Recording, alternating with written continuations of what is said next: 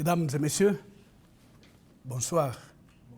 Je voudrais, avant de commencer, remercier les musées et plus particulièrement mon ami Julien qui m'associe à ceci et qui est en train de me guider dans le travail que je suis en train de faire, où je connais beaucoup de choses, mais où je dois y mettre beaucoup de méthodes plus scientifiques. Il vous a présenté en général les masques et généralement les masques Chokwe. Je voudrais maintenant avec vous entrer davantage dans le quand. Qu'est-ce qui se passe? Pourquoi les emploie-t-on? Quand les emploie-t-on? À quoi ils servent? Etc. Ce sont autant de questions que nous allons essayer de voir en peu de temps et nous serons heureux plus tard de répondre à vos questions. Quand l'on parle du Mukanda, il faut essentiellement entendre un camp de circoncision. Un camp, mais alors, même dans ces, je voudrais dire un camp d'initiation où la circoncision a lieu, mais ce n'est pas uniquement pour elle. C'est aussi un monde où les jeunes vont apprendre à connaître les esprits des dieux, des ancêtres, leur culture, leur histoire. En même temps, ils y apprennent à communiquer avec ces esprits, comment entrer en contact avec eux et comment en tirer le maximum. Le mot Mukanda lui-même voudrait dire une petite hutte. Elle est construite ronde, des pailles, mais loin du village, parce que les tout jeunes garçons sont isolés du village pour la période de leur initiation. Et pendant qu'ils sont là, ils prennent le nom de Tundanji. Ça veut dire ceux qui sont à l'école, ceux qui sont en train d'apprendre de leur maître pendant qu'ils sont là. Et qui sont isolés de tout le monde, surtout de leur maman et de leur famille, mais qui gardent encore contact à travers une vieille maman qui leur amène de temps en temps à manger et qui est appelée Nachifwa. Ils ont des gardiens qui restent avec eux pendant qu'ils sont au camp et qui sont appelés Chilombola. Alors, ils ont un spécialiste de rituels, un spécialiste surtout de la circoncision qui s'appelle Ganga Mukanda et qui pourrait appliquer la circoncision à une dizaine, une vingtaine de jeunes gens en un rien de temps, pendant que les fusils sont employés pour montrer la victoire sur la douleur.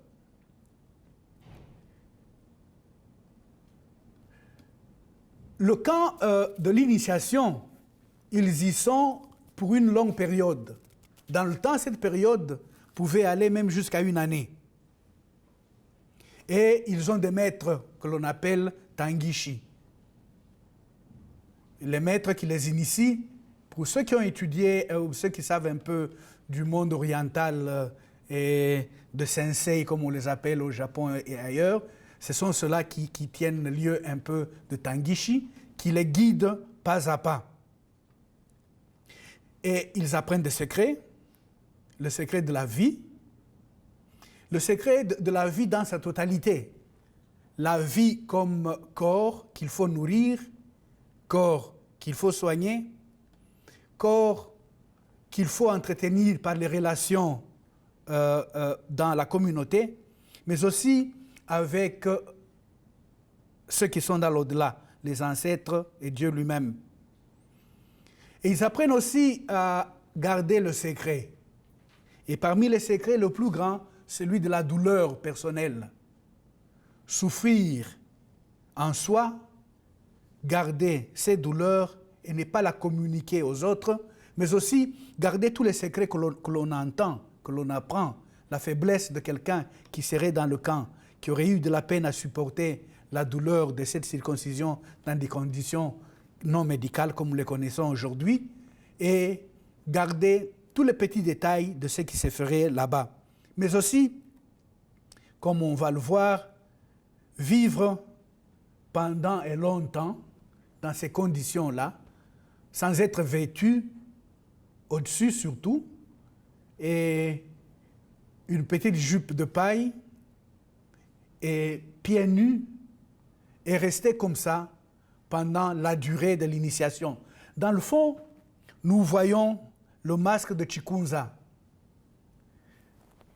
que l'on voit souvent par cette forme conique qui est sous sa tête, et qui provient de la matière récoltée tout autour de soi, des arbres, des herbes, des résines, et qui font cette cône-là, et qui représente un maître initiateur d'antan, dont 2 enfants, Chisola et Nganji, avaient été abandonnés par leurs parents. Leurs parents étaient morts très tôt, se retrouvant tout seuls. Lui les avait pris avec lui. Malheureusement, il s'était fait que lui aussi devait mourir plus tôt. Et il les avait confiés aux gens du village en leur disant « Vous prenez soin d'eux et moi je veillerai sur vous ». Et il est depuis lors devenu l'ancêtre de la fertilité et l'ancêtre de gardien de la vie, adoré, comme le verrons plus tard, même les amulettes circulent à son sujet. Le camp d'initiation n'est pas toujours construit, comme je l'ai dit tout à l'heure, de la même manière. Il y a eu quelques petites évolutions, comme ici, on a une espèce de toiture. Les toitures sont très, très pratiques, très belles chez les Chokwe en général, mais pour beaucoup, on fait ces huttes sans toiture, sous forme conique, comme on l'a vu chez Chikunza. Il faut aussi souligner la communauté qui se développe, comme j'ai eu aussi à le dire, entre les initiés, qui entre eux doivent s'entraider, doivent apprendre à fabriquer de la corde, apprendre à fabriquer un tas de petits outils dont ils auront besoin, et apprendre les secrets de la chasse, et à communiquer entre eux, à devenir famille, même si d'où ils ne sont pas venus nécessairement du même village.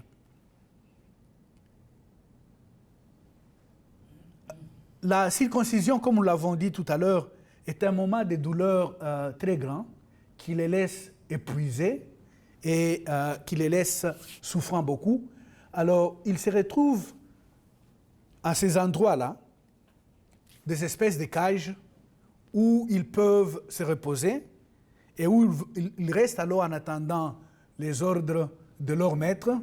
Et tout ce qu'ils peuvent faire en ce moment-là, c'est que quand ils ont faim, quand ils ont très faim, ils vont chanter en répétant le nom de la dame que nous avons mentionnée tout à l'heure, Nachifwa, en disant « Nous avons faim, vous, nos gardiens, Chilombola, allez nous chercher à manger. » Mais entre-temps, ils restent entre eux. Il y a eu des visites dans ces endroits-là, où l'on pouvait le voir. Dans le temps, c'était des grandes communautés, des jeunes qui se mettaient ensemble, et petit à petit, ils ont ouvert ces endroits à ceux qui pouvaient venir et prendre des photos, ce qui est chose très rare, parce que tout est censé rester secret. Et ensemble, dans la soirée, ils apprennent à danser, ce qui est très important dans la culture Chokwe, de lier la vie quotidienne au rythme de tam-tam de diverses dimensions et atteindre un niveau d'équilibre personnel qui permette aux jeunes initiés de monter sur les sommets des arbres, d'y danser, de rester en équilibre et de comprendre et d'émettre des messages en utilisant les tam-tams qui sont à leur disposition, traits qui les différencient de ceux qui ne sont pas passés par l'initiation. Tout à l'heure, Julien a mentionné ce masque. En mentionnant les masques, il y a celui-là qui s'appelle Kalelwa.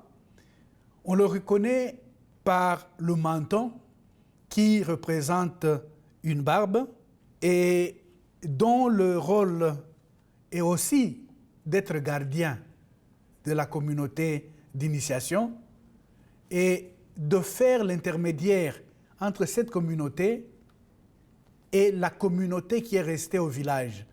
Il y a comme ça, parmi les masques, qui sont dans le camp d'initiation, mais qui a eu encore le contact avec la grande communauté qui est restée au village.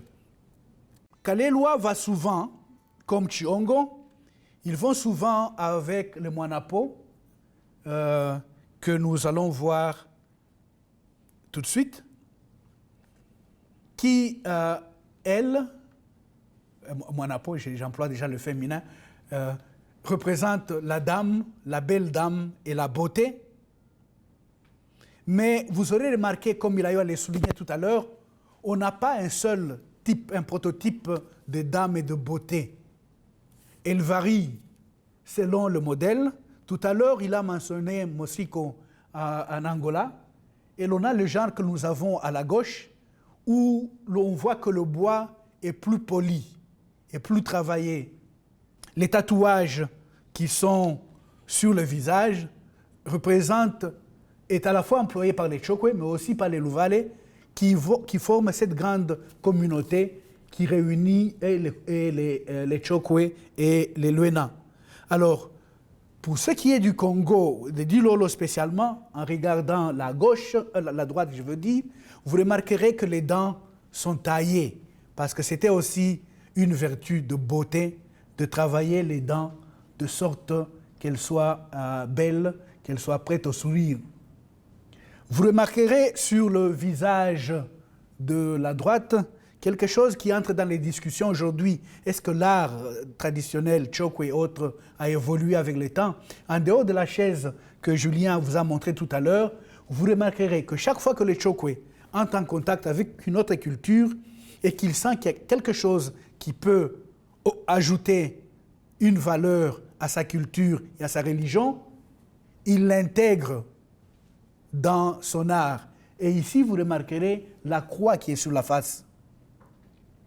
C'est ainsi que vous aurez de plus en plus d'objets d'art avec une croix, même si par ailleurs, avant, il y avait d'autres signes qui les identifient, comme la signe sur la joue gauche là-bas qui représenterait les Louval et les autres, mais de plus en plus de signes de contact avec l'Occident pénètrent dans cette fabrication d'art. Et petit à petit, on ira jusqu'à atteindre le niveau que Julien a mentionné tout à l'heure, où l'on va remplacer les objets qui étaient tirés de la nature par ce que l'on peut récolter tout simplement autour de soi, comme de plastique et autres.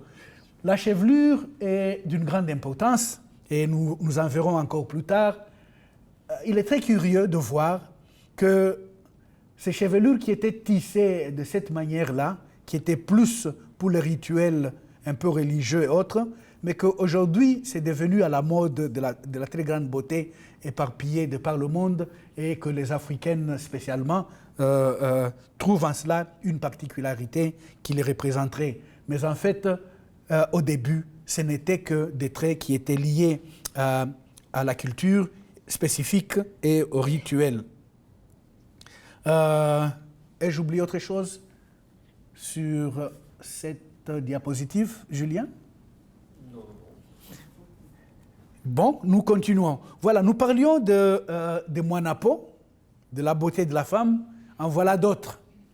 Et ici, à la gauche, vous verrez quelque chose qui lie le monde ancien et le monde moderne. Commençons par la tête, les cheveux synthétiques. Donc, au lieu d'aller dans la fabrication de ce que nous avons vu tout à l'heure, aujourd'hui, pour faire ces masques et pour entrer dans les rituels, on va aller au marché, on achète les perruques, une perruque que l'on met sur la tête du masque, et ça y est, le tour est joué. Mais l'on peut encore garder le costume si on l'a, bien que par ailleurs, nous verrons que les costumes de plus en plus sont aussi remplacés par les pagnes et autre chose. Mais le visage reste de plus en plus travaillé. Des tatouages en des lieux où il n'était pas dans le temps, mais à la droite, remarquez la présence de la croix, comme nous l'avons dit tout à l'heure. Et ici, comprenons bien, la croix telle qu'amenée par les Européens qui, aux yeux des Chokwe et des Africains, représentait une certaine force spirituelle parce qu'elle appartenait au monde religieux. Et donc il était bon pour eux de puiser cette marque de force, de l'intégrer chez eux et d'avoir, disons, d'augmenter la force spirituelle et religieuse du Chokwe. Tout à l'heure, Julien a parlé de Chikunza. Et ici, nous avons deux exemples. Et comme vous le voyez, nous n'avons pas discuté de ça, mais quand on compare un peu au monde des Dongon, au Mali, on voit cette tendance-là à attendre, on dirait, à chercher une force qui viendrait d'en haut, et où les Chokwe, en dehors de la mer, au-delà de la mer, croient que le Créateur se retrouve.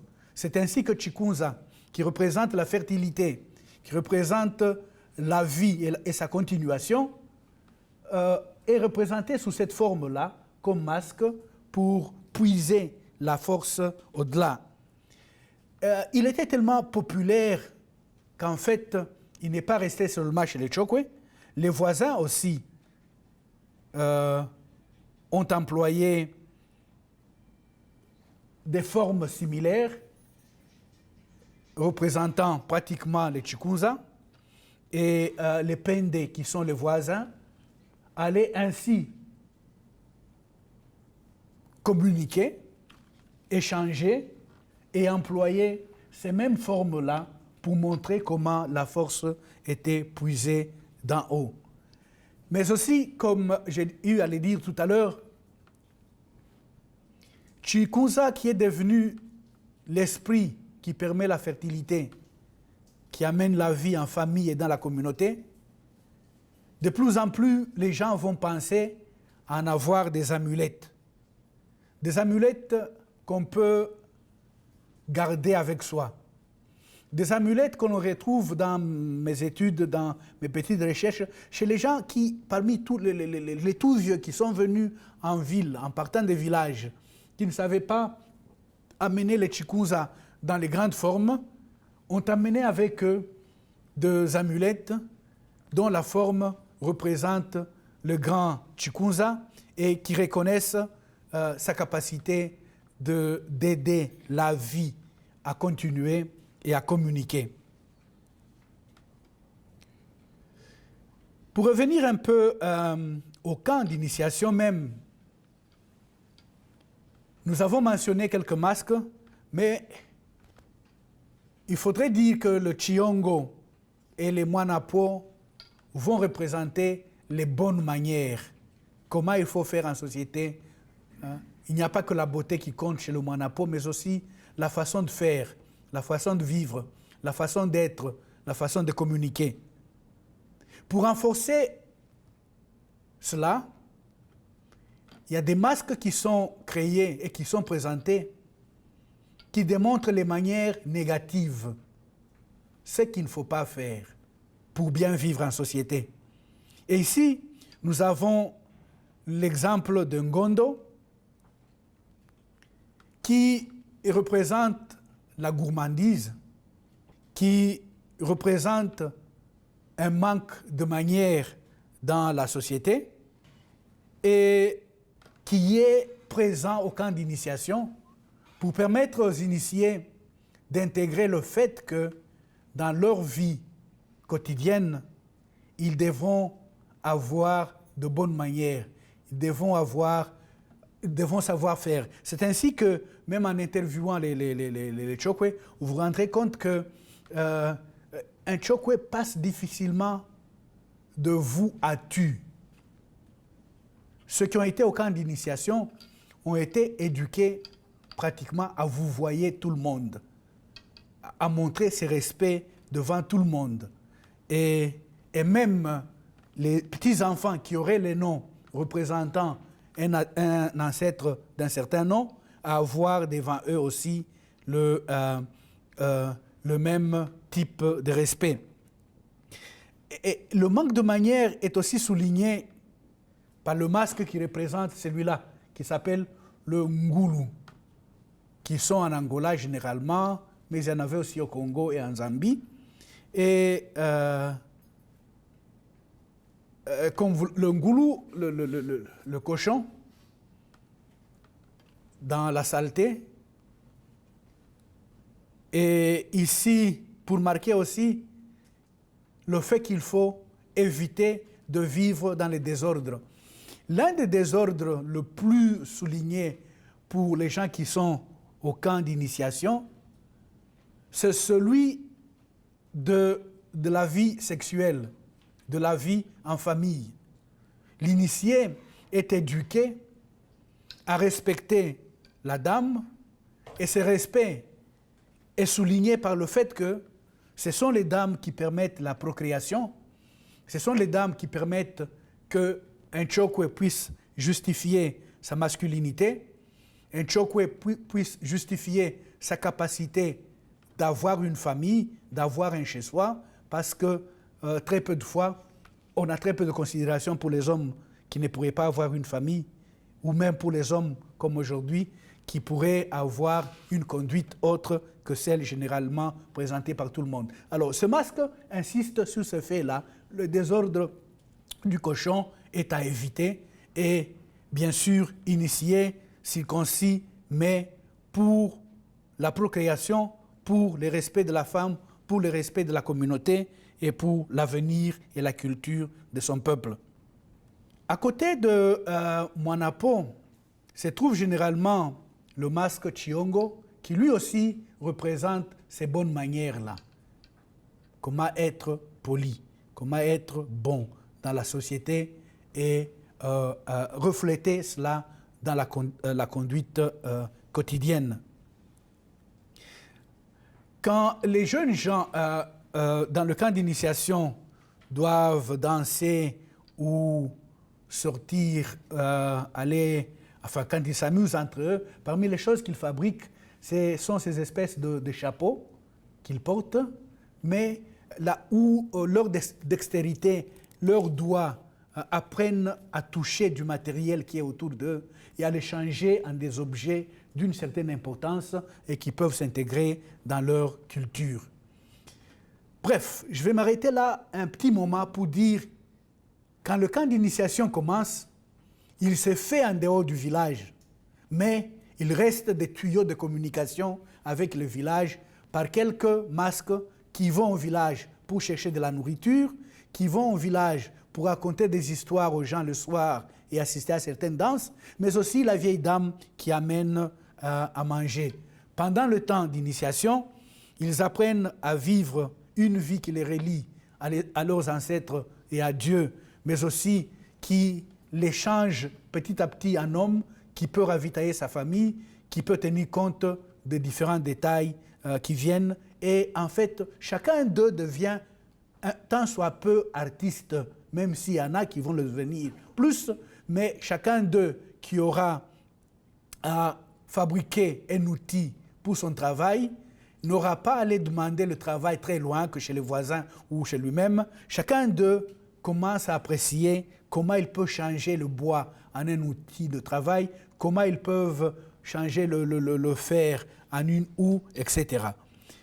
On remarquera notamment, comme Julien a eu à les souligner tout à l'heure, et j'insiste sur cela, qu'à la rencontre avec le monde occidental, le Chokwe trouve la chaise qu'il adore et il en prend le modèle. Toutefois, il garde la partie basse exactement comme ses tabourets traditionnels à lui. Même niveau et couvert par la peau des animaux, mais avec un dossier où il met en miniature et les masques qu'il a eus et les chikunza, comme nous l'avons dit tout à l'heure, et où, comme vous verrez en bas, là-bas, une scène de circoncision, qui reprennent, la chaise devient donc un microcosme qui reprend les différents traits de la culture Chokwe et sous laquelle s'assied le chef.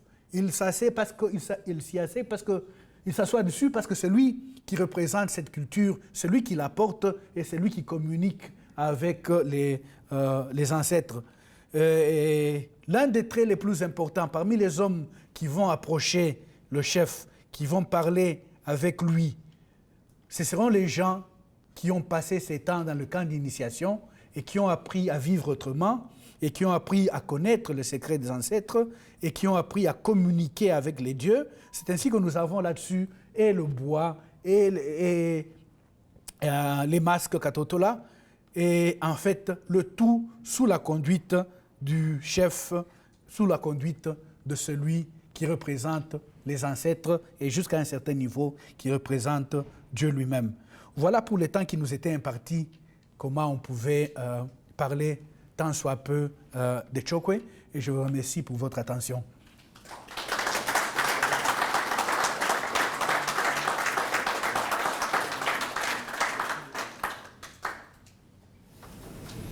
Est-ce que dans les types de masques que vous avez montrés, est-ce que certains sont toujours d'office en bois et d'autres types sont d'office dans des matériaux plus fibreux ou dans des matériaux boulés? Ou est-ce qu'il peut y avoir des types de masques qui se retrouvent indifféremment dans les deux catégories de matériaux? Mais il y a les différents cas de figure. Comme on l'a vu en fait avec le cas notamment de Katoyo, avec des exemplaires en bois et des exemplaires aussi donc en matière mixte. Et comme l'a montré aussi M. Caputo avec les pièces, avec les Shiongo, on a vu qu'il y avait aussi bien le Shiongo qu'il a présenté est un Shiongo en matière composite, et ceux que j'ai présentés dans la partie étaient plutôt des Shiongo en bois. Par contre, effectivement, il y en a qui sont exclusivement en matériaux composites, comme notamment chez Kunza. Ça, c'est donc effectivement, il y a différents cas comme cela. Il y en a qui sont exclusivement de l'un ou de l'autre, et d'autres qui permettent une plus grande, comment on pourrait dire ça, une capacité en ce qui concerne les matériaux. Un petit mot. Juste un petit ajout à cela. De nos jours, il y a de grandes rencontres qui s'organisent, comme il va y en avoir une à partir du 5 à Chikapa, mais surtout les Vikumbili à Musée en Zambie, où ces rencontres sont programmées pour recevoir les Chokwe, les Lunda, les Luvale qui habitent les centres urbains et qui viennent. Et à ces occasions-là, ceux qui sont au village fabriquent quelque chose juste pour cette rencontre. Et en ce moment-là, on oublie, on laisse le bois parce que ça demande beaucoup de temps pour le fabriquer. Alors ils vont employer quelque chose qui représente certainement le même masque, mais qui n'est pas fabriqué dans les mêmes conditions et avec le même matériel. Oui. Quel est le bois employé pour les figurines? De bois utilisé pour les figurines? Oui. Alors là, je n'ai pas les archives de Deschamps à apporter. Là, je ne pourrais pas vous renseigner par rapport au nom latin du type de bois, c'est du Pterocarpus ou autre. C'est un bois dense. Oui, c'est pas du ricinodanron, ça c'est certain, mais de savoir ce qu'il est exactement, je crois qu'on l'a identifié. Mais là, c'est... Moi, j'ai une question. Et de quand date cette chaise? Celle-ci, ça c'était déjà un vieux modèle. Il y a une différence entre la date de collecte et le côté ancien de la chaise. Là, on est pour une chaise qui est plutôt début 20e, voire 19e. Ça, et elle est très intéressante avec le détail ici qu'on a avec le masque Katotola. Le masque Katotola, c'est pas quand on parlait justement de bois et de fibres, c'est un masque qui n'est jamais en bois, le Katotola. On en a vu des exemplaires, c'est le masque à bâtonnet, c'est aussi un masque qui, comme d'autres types, arrive à être partagé par d'autres groupes qui connaissent le Mukenda. Il y a certains groupes Luba même qui ont certains groupes de Luba du Sud, vraiment méridionaux, qui connaissent aussi ce masque-là. Mais chez eux, ça s'appelle Katotoshi, mais c'est le même. C'est ce masque à bâtonnet avec plutôt un masque cagoule en fait. J'en reviens à Katoyo. Donc, Vox Populi dit que Katoyo représente le vilain méchant blanc. Seulement, il y a un problème. Il y a des masques Katoyo qui prédatent l'arrivée des Blancs. Qui pouvait-il bien représenter à cette époque-là? On pourra peut-être essayer de... Je peux? Oui, allez-y. Ah, d'accord. Je crois que pour comprendre ce qui se passe, nous devons partir du contexte même de fabrication ou de la représentation. Le Katoyo, qui représente-t-il? Déjà avant l'arrivée de l'Européen, il représentait l'autre. L'autre, parfois vilain, mais l'autre. Mais alors, le pauvre, je l'appelle le pauvre, blanc s'amène, il se retrouve malheureusement catégorisé dans ce côté de vilain. Et automatiquement, il tombe sur Katoyo. Et de nos jours, quand on visite surtout la Zambie où je vais assez régulièrement, ce n'est même plus le blanc, c'est plutôt l'étranger, c'est l'autre. Et comme la question des circoncisions s'est beaucoup posée en Afrique les dernières années par rapport à la propagation des sida et autres, alors dans la fabrication de Katoyo, les Lunda, les Chokwe et les Luvale vont représenter l'autre qui est zambien, qui est du Congo, mais qui ne pratique pas le rite d'initiation des circoncisions comme eux. Et alors c'est cette lecture-là qui nous permet d'y mettre aussi l'occidental à un moment donné de l'histoire. Mais l'autre, enfin, pour rebondir sur ce qui a été répondu et sur la question même, c'est vrai qu'il y a eu d'autres cas de figure, effectivement, on représente l'étranger ou des fois assimilé blanc dans la littérature, mais qu'on remonte à bien plus loin avec des gens, comme c'est le cas avec les gens de billets, ces catégories-là aussi. Hein.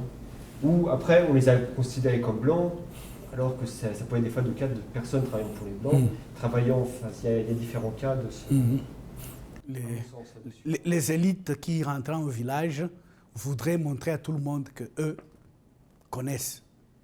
Et alors c'est une force, c'est une manière de leur dire qu'en fait, ils ne connaissent pas le secret de la vie du village et du Chokwe. Oui. Est-ce qu'ils portaient toujours leur masque sur le visage, jamais sur le front, comme chez certains masques peints? Sur le front.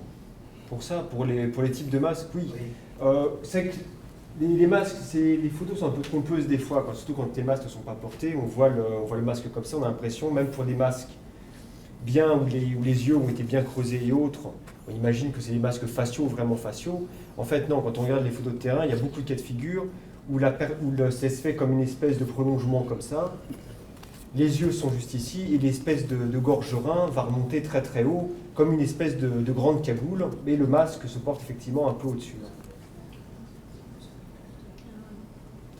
Oui? Moi j'ai deux questions. Pour le masque Tizaluka, la barbe, elle représente le passage de l'enfant à l'adulte. Vous parlez de l'esprit gardien et protecteur, ça symbolise peut-être un félin ou un lion? Non, c'est pas ça. Si vous me permettez, je suis plutôt pour ça. C'est pour le Chizaluke, cette barbe-là, comme c'est un peu le cas même pour le Chiongo, c'est une barbe de chef, c'est une barbe d'un homme pour indiquer que de quelqu'un effectivement d'âge adulte, pleinement accompli, et symboliser aussi ce côté d'autorité. Ça n'a rien à voir avec une question de lion ou de choses comme ça. C'est l'iconographie, on est dans le domaine de l'homme accompli et de l'autorité. Mais elle s'exprime différemment, elle peut s'exprimer comme dans le Chizaluke, c'est l'espèce de collier de barbe, ou dans le cas comme le Chiongo ou le Kalélois, avec des barbes beaucoup plus discoïdales, mais l'idée n'est pas très éloignée de l'un comme pour l'autre.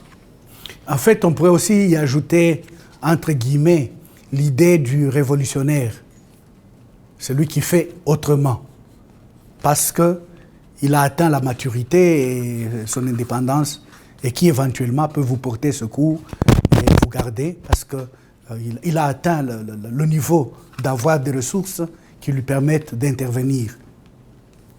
Et alors ma deuxième question, c'était dans le camp du Mukanda, il existe des petites poupées où on symbolise le masque et le costume en résine, en raffia.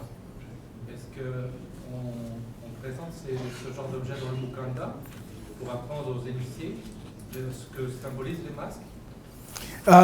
Tout d'abord, on ne leur présente pas seulement, ils les fabriquent, ils contribuent à leur fabrication. Pendant qu'ils sont là, les mettre à l'œuvre pour savoir qui a la main, qui peut le faire et qui pourra continuer. Et alors, ce faisant, on le leur montre effectivement. Mais là, juste là-dessus, vous faites en fait référence à tous les petits ensembles. Il y en a une belle série qui ont été publiées d'ailleurs dans l'ouvrage Chokwe, où on en voit tout un ensemble. Et notamment, si je me souviens bien, il y a d'ailleurs un exemplaire de Ngaji qui doit être représenté. Avec, la description, effectivement, est assez claire là-dessus dans le livre, à ce sujet-là. Oui. Je veux dire une chose par rapport au masque Mumpana, pour dans la chose que M. disait par rapport au coupé. Donc j'ai la chance d'avoir un exemplaire qui est sur le front très galbé, porte le personnage avec son costume, donc en miniature, avec le masque. Et je crois une lame et un bâton au fond. Là, c'est difficile de parler d'un masque que je ne vois pas, enfin que j'ai pas sous les yeux pour ça. Par exemple, mais la poupée miniature faisant partie du masque en fait, en plus du visage principal. Non, il y a eu des pièces qui ont été publiées avec à l'arrière la tête notamment de l'antilope derrière ou des choses comme ça. Mais sur le cas d'un masque Mupala, et en plus identifié comme Mupala, là ça rejoint à ces questions qui ne sont pas toujours simples, c'est vous faire attention, il y a des masques aussi qui ressemblent beaucoup à Mupala qui ne sont pas des Mupala. Il y en a un autre notamment qui s'appelle Kalipu, qui est la version massive. Mais là, comme je vous disais, c'est effectivement le plus difficile, c'est de discuter d'un masque que je ne vois pas. Ça, c'est pas évident. On a vraiment le visage et la figurine miniature par-dessus, fixée sur le front et le dans la main. Oui. Vous avez parlé plusieurs fois du musée de Dundo et je voulais avoir plus d'informations. Je pense que beaucoup de gens ne connaissent pas. Mais c'est toujours le musée angolais. On le connaît. Disons qu'on a aussi il y a des liens indirects qu'il y a eu entre le musée de Tervuren et le musée de Dundo, notamment par le biais de la chercheuse Marie-Louise Bastin. Et les documents que j'utilise ici, que j'ai utilisés pour la présentation sur les collections de Dundo, qui ont été aussi utilisés par monsieur Caputo avec le masque du cochon, ce sont les photos d'archives de Tervuren. En fait, Tervuren possède quasiment l'intégralité des photos des objets qui étaient à Dundo, donc avant... Mais il aimerait savoir où est Dundo. Ah bon. Ah oui. Désolé, oui, merci. C'était quoi ta destination? Là, ça effectivement, normalement, c'est la Société Diamant, c'est la compagnie Diamant qui est à la base de la création de ce musée. Après, les détails de son année de création, ça, par contre, je dois avouer que ça, je ne les ai pas en tête précisément. Non. Mais c'est... Ayant été au musée de Dundo, je peux peut-être en parler. Ouais, non, c'est plus simple dans ces cas-là. Bon, effectivement, je préfère. Autant de bonnes informations. Le musée de Dundo avait plusieurs fonctions. La première fonction, c'était de préserver l'artisanat en Angola. C'était donc financé par la compagnie Diamant. Et en plus du musée où on montait les objets anciens, il y avait un village qui ressemblait un tout petit peu à Disneyland, où il y avait des potiers, des vanniers, des gens qui faisaient des costumes, et notamment des masques. Il y avait de très, très grands sculpteurs de masques qui travaillaient à Dundo, et beaucoup de masques qu'on retrouve aujourd'hui, Dieu sait où, ont en fait été faits au village de Dundo, au musée, pour être vendus aux visiteurs. Les plus grands sculpteurs Chokwe ont travaillé à Dundo, dont un qui était l'informateur principal de Marie-Louise Pasteur. D'accord, voilà. Merci de la précision. Ça, c'est...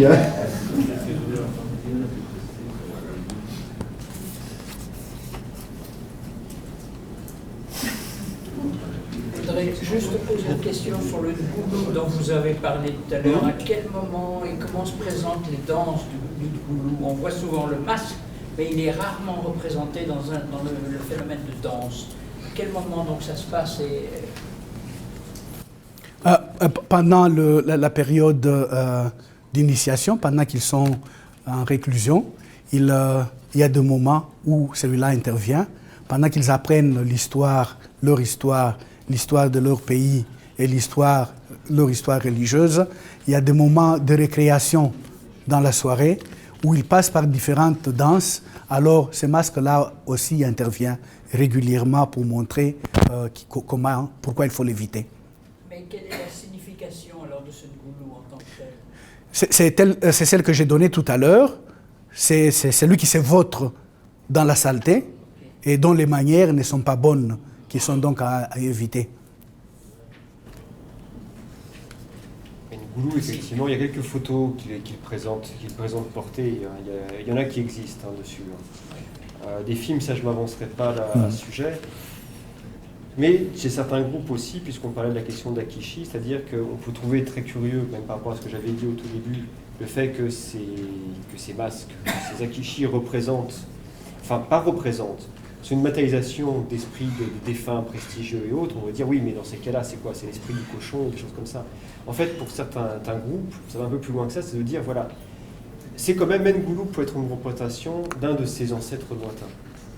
Simplement, bien sûr, c'est pas l'ancêtre du cochon, mais les ancêtres, étant polymorphes par nature, peuvent prendre l'apparence de telle ou telle bête. C'est le cas par exemple avec Ngoulou. Il y a ces interprétations-là qui sont données aussi, effectivement. Il est plutôt associé à l'Angola ou bien il est quand même aussi au Congo? Il est aussi au Congo et en Zambie actuellement, mais parti de l'Angola. On a plusieurs, différentes collections en nombre, et c'est vrai qu'il y en a aussi bien Angola, Zambie que Congo. Ça, il n'est pas... Merci. Oui, je voudrais juste faire suivre la remarque de M. Kabotou en ce qui concerne la séquenciation et tous les rites qui vont avec. Est-ce que ça se passe dans une période spécifique dans l'année ou comment est-ce que c'est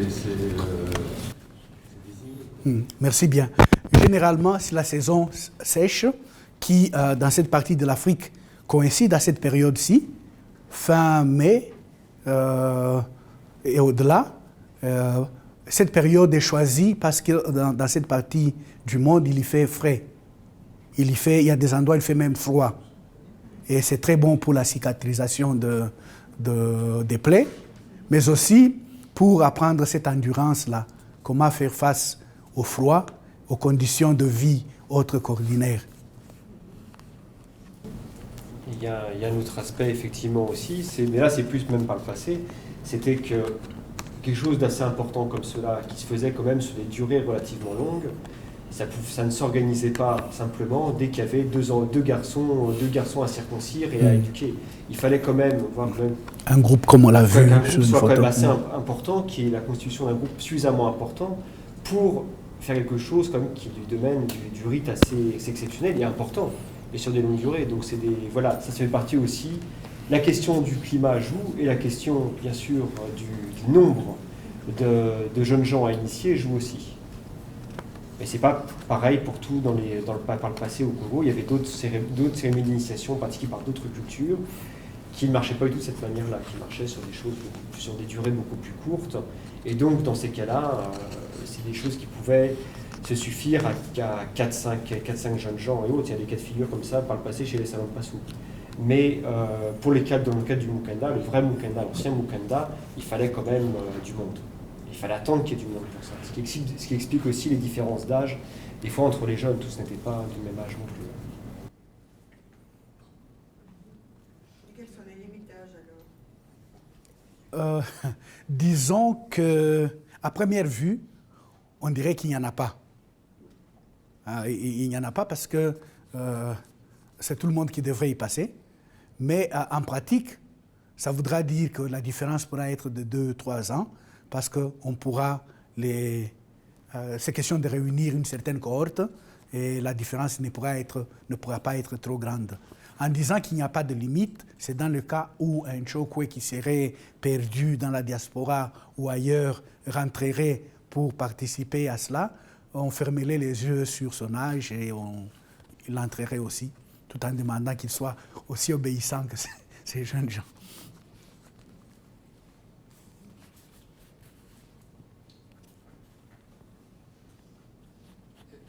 Le rituel de circoncision s'est arrêté à peu près vers quelle époque, s'il s'est arrêté? Il ne s'est pas arrêté. Il ne s'est pas arrêté. Il a pris de formes peut-être assez différentes, atténuées, la durée très sensiblement diminuée. Et il y a des gens qui se sont sortis du rituel par le fait qu'ils habitent les grandes villes et que c'est difficile pour eux de se connecter avec le village et de suivre tous les rituels. Mais ceux qui sont encore dans le village le pratiquent.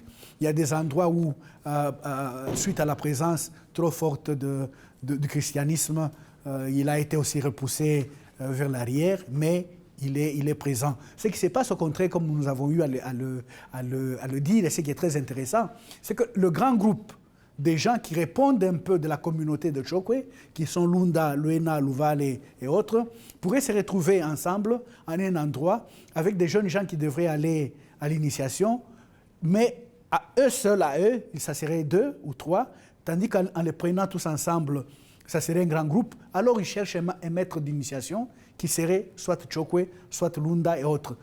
On dirait...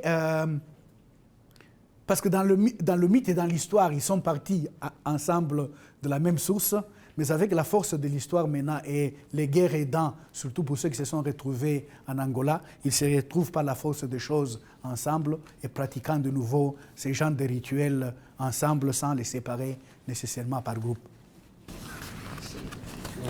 C'est vrai qu'il y a eu des cas de figure, même par le passé, il y avait des cas de figure comme ça. Ça ne marchait pas effectivement.